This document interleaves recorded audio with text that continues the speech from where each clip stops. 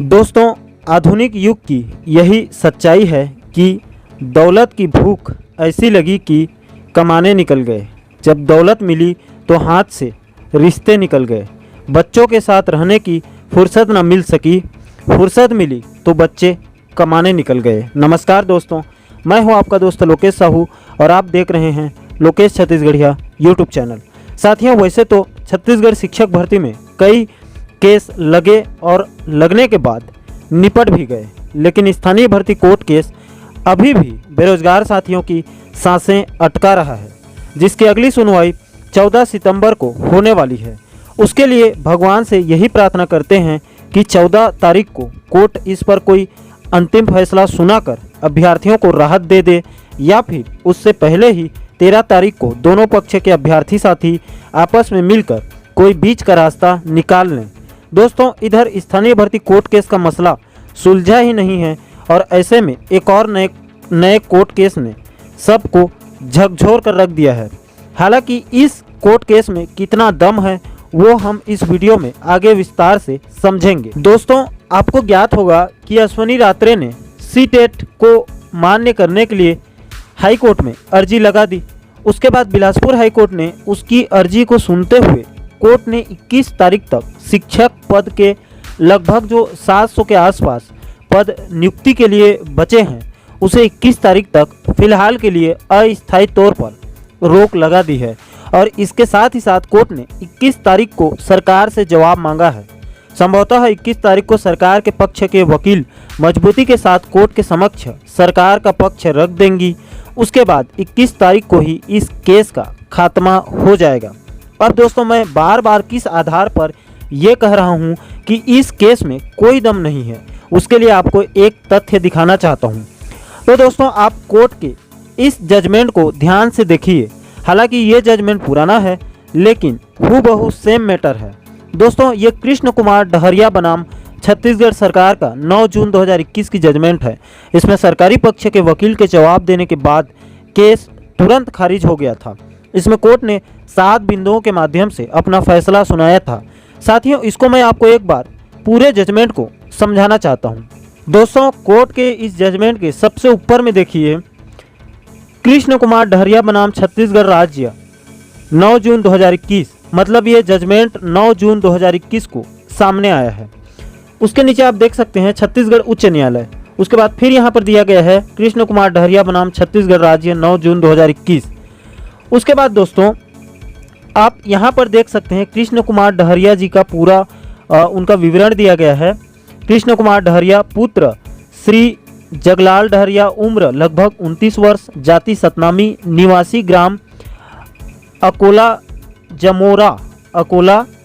जमोरा, तहसील डभरा, जिला जांजगीर चांपा, छत्तीसगढ़। किनके विरुद्ध, तो आप देख सकते हैं यहाँ पर पहला तो छत्तीसगढ़ राज्य सचिव के माध्यम से स्कूल शिक्षा विभाग, शिक्षा महानदी भवन, नवा रायपुर, जिला रायपुर, मतलब स्कूल शिक्षा विभाग के सचिव के माध्यम से पूरे शिक्षा विभाग को।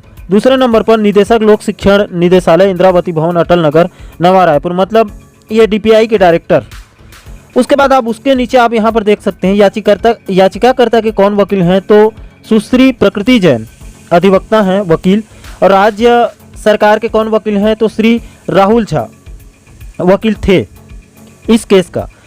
उसके बाद दोस्तों, यहाँ पर माननीय जज साहब का नाम भी यहाँ पर दिया गया है।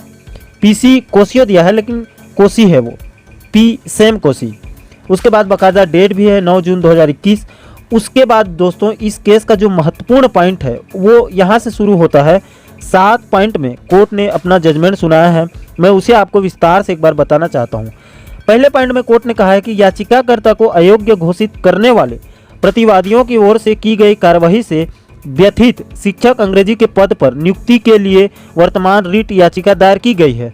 मतलब अभ्यर्थी को अयोग्य करने के बाद व्यथित होकर कृष्ण कुमार डहरिया जी ने कोर्ट में अपना केस लगाया, सीधा सा।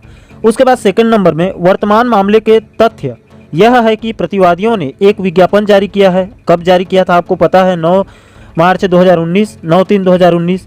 कितने पद के लिए, तो 14,580 पदों को भरने के लिए।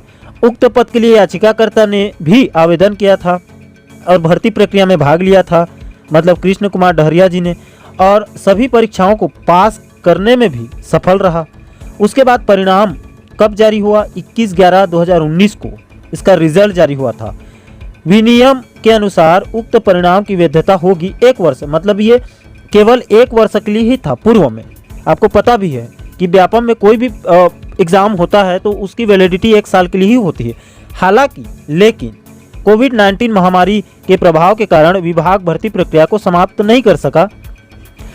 मतलब दोस्तों आपको तो पता ही है कि बीच में कोरोना वायरस आ गया था, उसके वजह से भर्ती रुक गई थी 1 साल और सरकार इस भर्ती को पूरा नहीं कर पाई थी।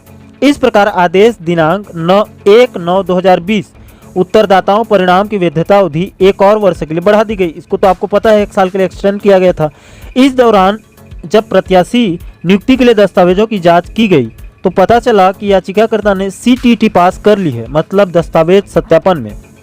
केवल 27/12/2019 को परीक्षा और इसीलिए उत्तरदाताओं ने याचिका को अयोग्य घोषित कर दिया। जैसा कि परिणाम की तारीख याचिकाकर्ता के पास आवश्यक CTT योग्यता नहीं थी। मतलब दोस्तों इसका जो CTT का रिजल्ट आया था कब आया था?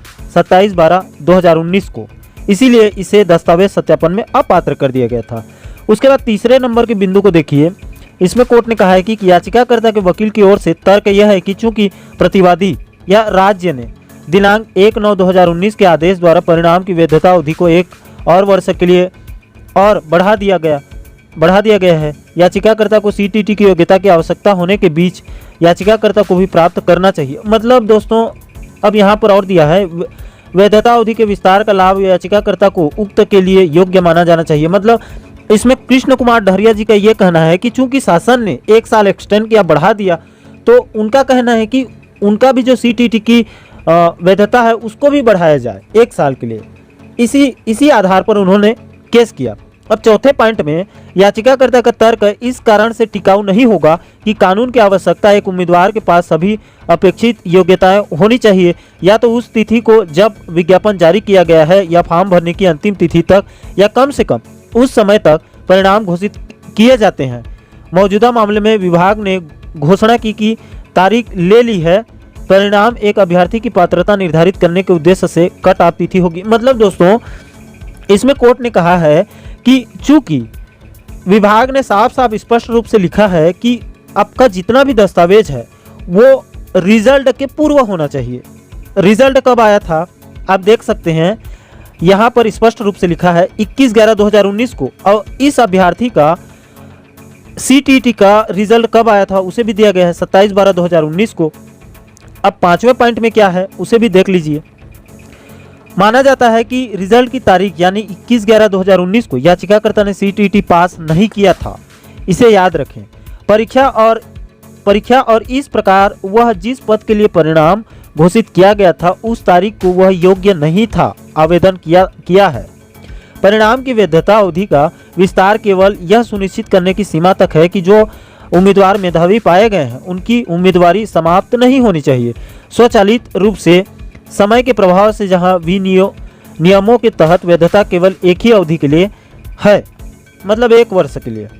उसके बाद 6वें पॉइंट में कहा गया है, उक्त तथ्य को ध्यान में रखते हुए सरकार ने आदेश दिनांक 19/2/2020 मतलब 19 फरवरी 2020 परिणाम की वैधता बढ़ा दी ताकि प्रतिवादी राज्य आगे की कार्रवाई के साथ आगे बढ़े। भर्ती और उसी का निष्कर्ष परिणाम की वैधता अनुलग्न P6 दिनांक 1/9/2020 का मतलब यह नहीं है और न ही यह अनुमान लगाया जा सकता है कि यह से जुड़ी अन्य शर्तों की ढील देता है। विज्ञापन विशेष रूप से बाद के चरण में आवश्यक पात्रता मानदंड प्राप्त करने के लिए जब तक कि इस संबंध में उत्तरदाताओं द्वारा एक विशेष आदेश दिया गया है याचिकाकर्ता नहीं दिखा पाया है कोई भी दस्तावेज जिसमें सरकार ने कट ऑफ तिथि को प्राप्त करने के लिए अब तक ढील दी है।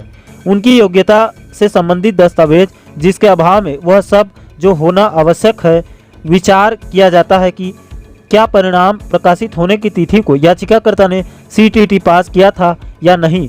माना जाता है कि याचिकाकर्ता ने 27/12/2019 को ही इसे मंजूरी दे दी थी और परिणाम था 21/11/2019 को घोषित किया गया, जो दर्शाता है कि याचिकाकर्ता ने परिणाम के बाद योग्यता प्राप्त कर ली है, घोषित किया गया था। मतलब दोस्तों 6वें पॉइंट में साफ साफ कोर्ट ने कहा है कि चूंकि 1/9/2020 तक शासन ने 1 साल के लिए बढ़ा दिया डेट को, लेकिन चूंकि उस डेट तक कृष्ण कुमार डहरिया जी का CTT 27/12/2019 को जारी हुआ है उनका रिजल्ट, और नियम यह कहता है कि 21/11/2019 को परिणाम आया था, उस तिथि तक उनका क्लियर होना था नियम के हिसाब से, लेकिन उन्होंने कोर्ट में इसे प्रूफ नहीं कर पाए, इसीलिए उनको अयोग्य माना है कोर्ट ने। अब 7वें पॉइंट में कहा है कि इस प्रकार उपरोक्त कारणों से इस न्यायालय को हस्तक्षेप के लिए कोई मजबूत मामला नहीं लगता है। बिल्कुल याचिकाकर्ता को अयोग्य घोषित करने के साथ रीट याचिका इस प्रकार योग्यता से रहित होने के योग्य है, तदनुसार खारिज कर दिया जाता है।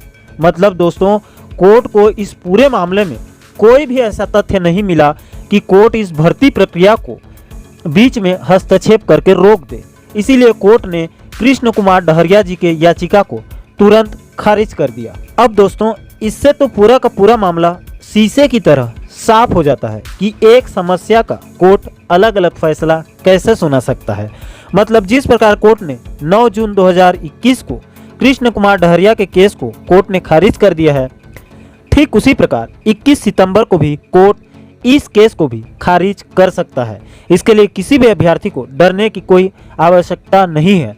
अब दोस्तों आप लोगों के मन में एक सवाल जरूर आ रहा होगा कि जब पूर्व में सेम मैटर को लेकर कोर्ट ने एक अभ्यर्थी का केस खारिज कर चुका है, तो उसी मैटर को लेकर कोर्ट फिर दूसरे अभ्यर्थी की केस की सुनवाई क्यों कर रहा है।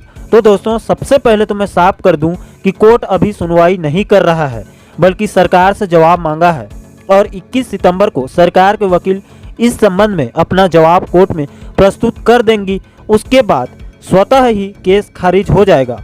और दूसरी बात, बिलासपुर हाईकोर्ट छत्तीसगढ़ के सभी 3 करोड़ नागरिकों की समस्या को सुनने के लिए बैठा है। उसके लिए सभी नागरिक एक समान है, और हर नागरिक अगर उसको लगता है कि उसके साथ गलत हो रहा है तो हर नागरिक कोर्ट की शरण लेने के लिए स्वतंत्र है। इसका मतलब ये नहीं है कि वो कोर्ट में जीत ही जाएगा। और दोस्तों कोर्ट की एक परंपरा है, जब तक कोर्ट चाहे वो हाई कोर्ट हो या सुप्रीम कोर्ट हो, दोनों पक्षों को बराबर नहीं सुन लेता है, तब तक अपना फैसला नहीं सुनाता है। इसीलिए दोस्तों इस केस में कोई दम नहीं है, इसीलिए किसी भी अभ्यर्थी को डरने की कोई आवश्यकता नहीं है। आई होप दोस्तों, आशा करता हूं कि आप आज के वीडियो को सटीक तरीके से समझ गए होंगे। दोस्तों इस कोर्ट केस के विषय में आपकी व्यक्तिगत राय क्या है, मुझे कमेंट करके जरूर बताएं। और दोस्तों छत्तीसगढ़ शिक्षक भर्ती की पल पल की अपडेट को सटीक तरीके से जानने के लिए चैनल को सब्सक्राइब जरूर करें। दोस्तों शिक्षक भर्ती को लेकर आपके पास कोई जानकारी है या आप मेरे से कोई जानकारी लेना चाहते हैं, तो आप अपना नाम लिखकर और अपनी जानकारी या सवाल को मेरे इस व्हाट्सएप नंबर पर शेयर कर दीजिए। दोस्तों आज के वीडियो में इतना ही। जय हिंद, जय छत्तीसगढ़।